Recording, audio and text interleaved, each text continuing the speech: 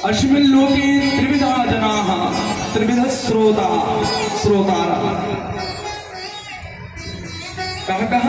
कहा मुक्त, मुमुक्ष और विषयिणश्च। श्रीधर महाभाग अपनी व्याख्या में कहते हैं त्रिविधो श्रोतारः मुक्तो मुमुक्षवो विषयिणश्च। एक तो मुक्त है, दूसरे मुमुक्ष है और तीसरे विषयी लोग हैं। तो मुक्त का लक्षण क्या है? तो कहते हैं निवृत्त तरसा, जो तर्स से निवृत्त है।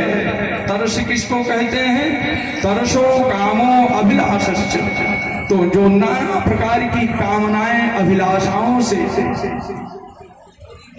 मुक्त है। संसार की किसी प्रकार की वस्तु पदार्थ की अभिलाषा संसार में नहीं है। ऐसे नाना प्रकार के विविध प्रकार के कामनाओं से रिक्त जिनका मन बुद्धि चित्त अहंकार है, जो पूर्ण रूप से अतृप्त होकर के भगवान की मंगलमयी पावनमयी कथा का गान किया करते हैं, श्रवण किया करते हैं, ऐसे मुक्त जीवात्मा भगवान की कथा के श्रोता हैं जो प्रथम श्रेणी में। इनके भी 5-5 भाग होते हैं। मुक्त जीव के कई विभाग होते हैं मुक्त में। और मुमुक्ष के विभाग जो है, मुमुक्ष कौन है? भवौषध इत्यनेन शब्देन मुमुक्ष जीवा। जो मुमुक्ष जीव हैं उनके लिए यह भागवत कथा संसार से पार होने के लिए औषधि है। इनके 45 विभाग हो जाते हैं। 5-5 के क्रम में इनके 45 विभाग भागवतकार करते हैं।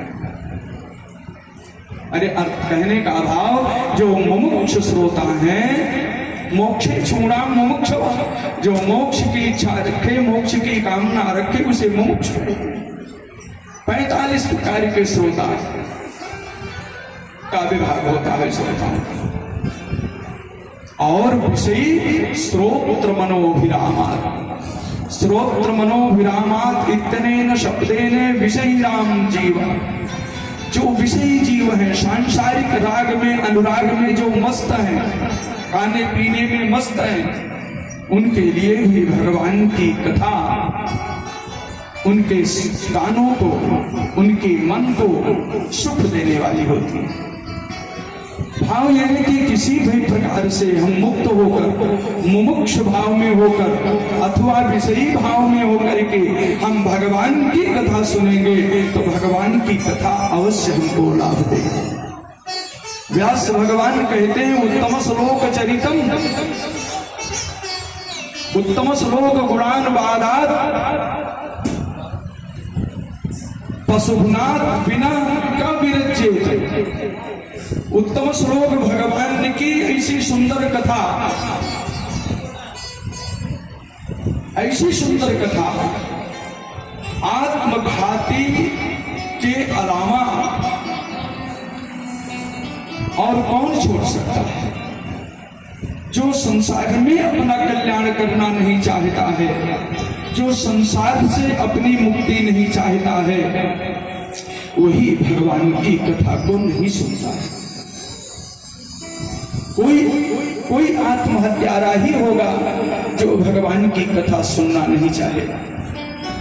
कहते हैं नहीं तो चाहे वो मुक्त जीव हो, चाहे वो मुमुक्ष हो, अथवा विषयी ही क्यों न हो, ऐसे तीनों प्रकार के श्रोता भगवान की मंगलमयी पावनमयी कथा को श्रवण करते हैं। हमारे स्कंद पुराण के महात्म में तो 2 प्रकार के श्रोताओं का वर्णन करते हैं, एक प्रवर श्रोता, एक अवर श्रोता। प्रवर का मतलब है प्रवर का उत्तम श्रोता, और अवर का मतलब अधम श्रोता। इनमें भी 4-4 विभाग कर देते हैं, इतने प्रकार के श्रोता। लेकिन उत्तम श्रोता तो यही है कि जो भगवान की कथा को श्रवण करे, चाहे वो मुक्त भाव लेकर अथवा मुमुक्ष भाव होकर, मुक्त होकर या मुमुक्ष भाव के साथ अथवा विषयी के साथ, विषयों के साथ आप भगवान की कथा सुने तो एक दिन कथा की कृपा होगी भगवती की कि हमारे अंदर का, आपके अंदर का वो विषय भाव समाप्त हो जाएगा।